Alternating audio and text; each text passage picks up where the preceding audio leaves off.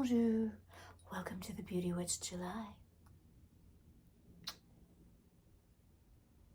Now we are in full solar vibes of Cancer right now, and I'm going to bet you've been feeling it. There's been an overall slowing down and going inward, feeling protective, and very much requiring more than just a little bit of nurturing.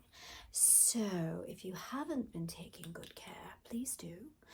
Tend to your body, feather your nest, and look after your loved ones, because they need you too. You'll get the recharge, and so will they, and so will your home that you need for when we fire up again later this month. So every astrological sign has a tarot card associated with it. I like to call it a power card, but it's a tarot card, and Cancer's tarot card is the Chariot. Now this is from the Aquarian deck. I love this deck. It's very, very groovy. Take a look at it. So the Chariot reminds us to use our intuition to see the best course for moving forward. Your armor will protect you, not to worry, but you must find the balance between the exterior and the emotions. Now, as always, we have several cosmic events coming up this month to take a look at. The first will be our Capricorn full moon on July 3rd. Now that lunation will happen at exactly 7:39 a.m. Eastern Standard Time. So if you're not in Eastern Standard Time, just do your calculations. But what's really cool is this means that the night before will be the most potent time to cast your spell. Now the current energies are still very much carefree.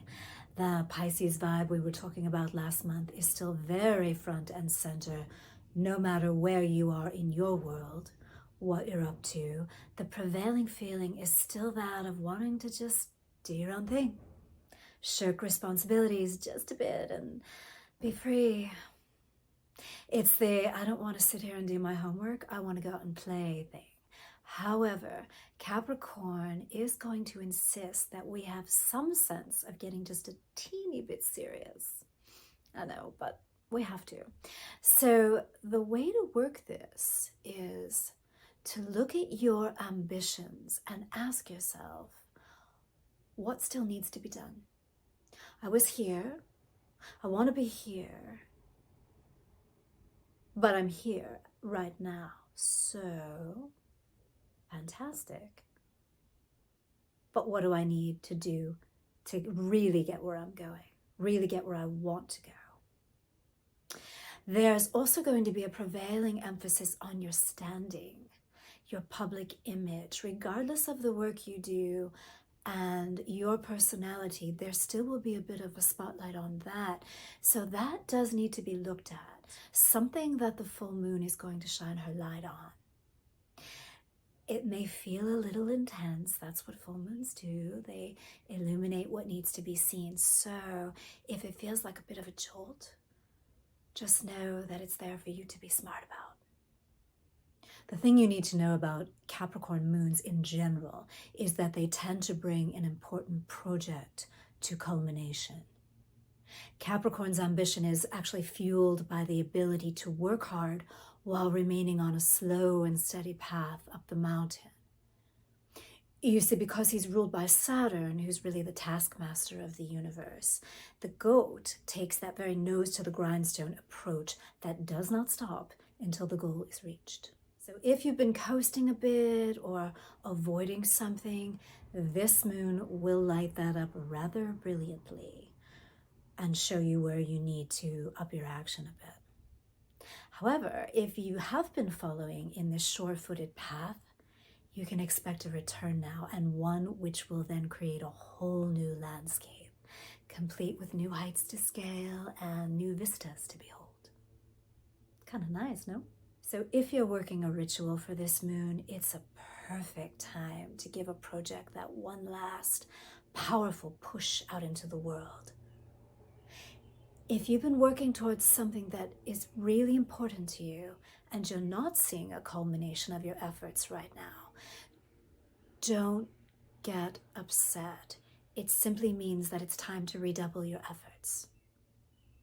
And then use the waning period to clear away anything that's blocked that progress, like fear, mental clutter, physical clutter even. And then set the new goals on the next new moon. And then celebrate your efforts with a cocktail, naturally. So this one you may recognize from the pages of Enchanted Living magazine. And it features the sublime lunar talents of 3 stunners, papaya, grape, and lemon. This triple goddess quenches your desire for a cool, crisp, bright cocktail on a steamy night.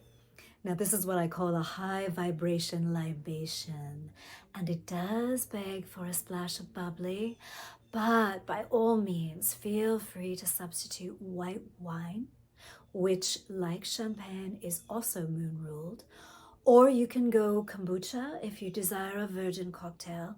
It will remain delicious and spellbound in each of these incarnations.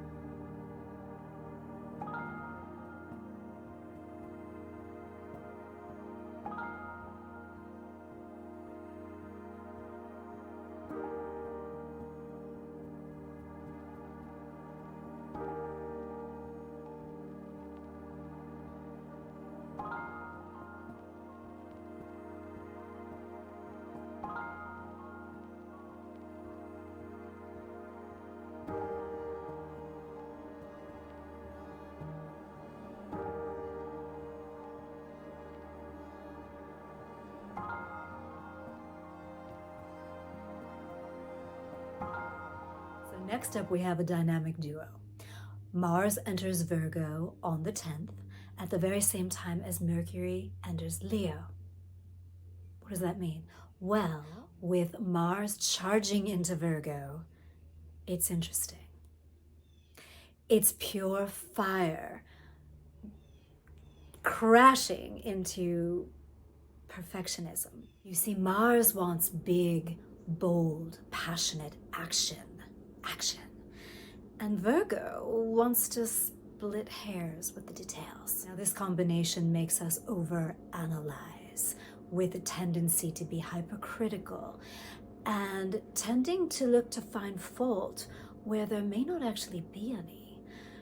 So my advice here is when these feelings arise, these intense, fiery feelings just start to brew and they want to just crash into this critical mental pattern, just let it go. Let it go. Let it go. Let it go. Whatever it is, let it go. It's not easy, perhaps, I know, but just step back. Let it roll off of you. If you can't change it, either find your way around it or just let it be. You will be glad you did. You will be glad you did. On a brighter note and in a completely different vibe, Mercury goes into Leo. So that will actually balance out those Mars energies a bit if you handle it wisely.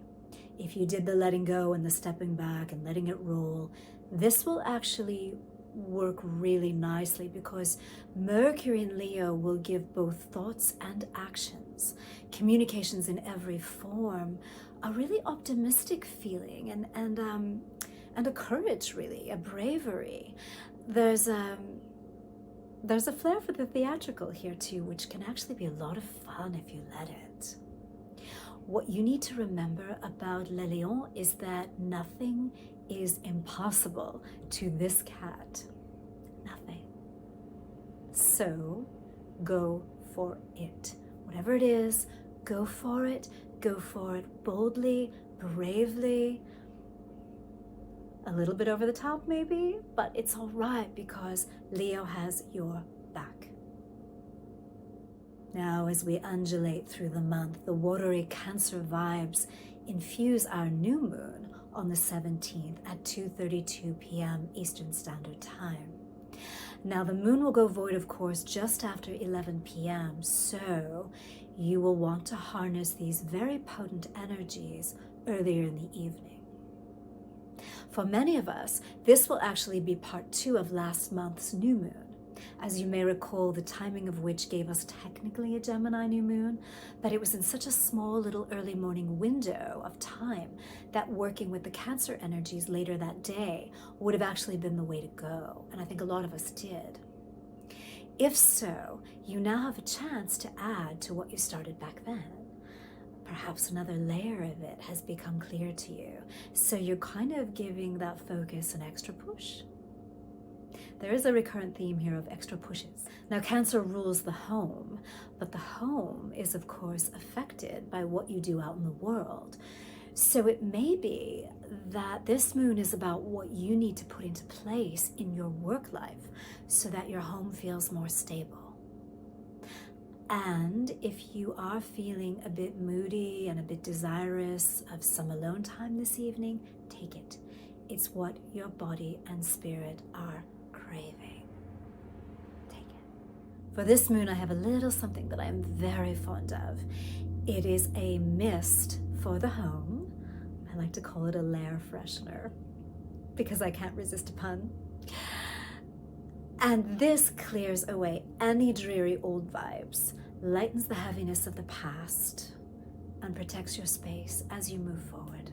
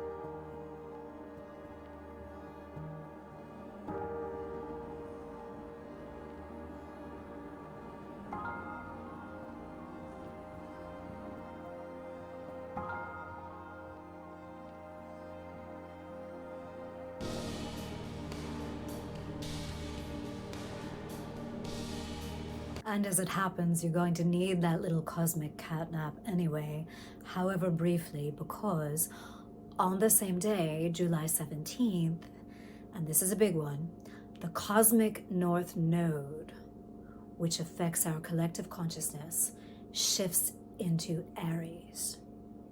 Now this is big. This is an overall energy change that creates a stirring for action, for doing your own thing, for independence, and moving to your own rhythm.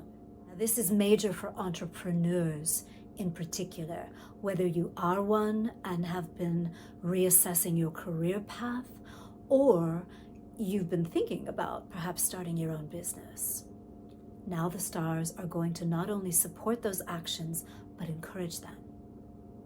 Aries is a born rebel, so even the most rule-abiding creatures amongst us may feel stifled and need to strike out on their own. For many, it may simply be a side gig, something creative perhaps that you've been wanting to put out into the world. And for those of us who've been at it forever, it's time to take it to another level, or maybe in an entirely different direction altogether. Aries has a ton of enthusiasm, so you'll be excited about it no matter what, but watch that follow through. Aries is known to get bored easily once the newness wears off. But you see, I think that whatever is brewing for you is actually something that's been tugging at your hem for quite a while now. It just needed that little fire lit under it, yes? And Aries will certainly do just that. As long as you don't burn bridges, this will be a much needed change, and it will work out beautifully. And if you have any doubts, just tap into that Mercury and Leo charm I mentioned earlier. Speaking of Leo, I love speaking about Leo, and Leo loves being spoken about. On July 22nd, this is important, we have a retrograde that we really do need to talk about. Venus, our Venus, retrogrades in the Lion sign until September 3rd. Do not freak out. Everyone loves a panic over retrogrades, but I will say it again over and over. Retrogrades are gifts from the cosmos to us, if we can get out of our own way long enough to use that energy wisely. Now, it is true, during a Venus retrograde, there are things you don't want to do. Write this down if you need to. Do not make any drastic changes to your appearance. And you know what I mean. No drastic hair color changes, no plastic surgery, no giant wardrobe overhauls that are going to cost you a fortune. No. Stay the course. Do not get married. Please do not get married. And do not make a major purchase. That said, regular maintenance, like just getting your hair done, is fine. You can go out on dates. You can enjoy your social life. You can have a love life, even if it's new. And you don't need to destroy your credit cards. Just be smart. Just be smart. Remember this, a Venus retrograde is a time to reassess past relationships with both love and money. What didn't work? What will never work again? And how can you manage to not bring the yuck of the past into anything new? That's really key right now, more than anything. Really see where maybe an old feeling starts stirring up, but it's actually nothing to do with the current situation. And that's going to get a bit tricky because the Neptune influence that's creating this gauzy veil over everything right now, with that happening, it may appear that a circumstance is the same, but really it is not. And you have the chance right now to really crystallize the difference and not sort of go into a default mode of saying, oh, this again, I'm not dealing with this. It's different. I promise you it's different. And the absolute beauty of all of this is that when Venus does station direct again in September, very beginning of September, you can go forward with all this new awareness and everything that you've begun recently. And you've really you've taken it slowly and you've gotten out of your own way. Now that can truly grow in the most gorgeous possible manner. And guess what? As luck would have it, our glorious sun also shifts into Leo season right about now, and you know what that means. Fun, playful, exhilarating, vibrant, magnetic 4 weeks to get out there and shine. Make the most of it. It's summer. Not done yet. As we bring July to a close, our friend Mercury enters Virgo, where he gets down to business with, well, your business. So you can tend to all of those little details and have all of the organization you're going to need to complement that Aries North Node we were talking about. Yeah, so whatever new path you are forging for yourself, and please use this time to do it, please. You're going to have the ability to communicate with precision, with clarity, attention to detail. This is very important. The other thing I like about this is that with matters of the heart, you can actually be much more thoughtful in the way you say things. And this is going to go a long way into making everything quite harmonious, especially during the Venus retrograde, you know. It'll be a nice way of getting across how you feel even while you're taking things slowly. Well, my loves, I am going to go. I have lots to do, and so do you. It's been wonderful spending this time with you, and I wish you the most beautiful July. As always, work with the energies present. Allow the wisdom of the cosmos to come in and really have your back so you can do everything you need to do. I'll see you next time. Au revoir.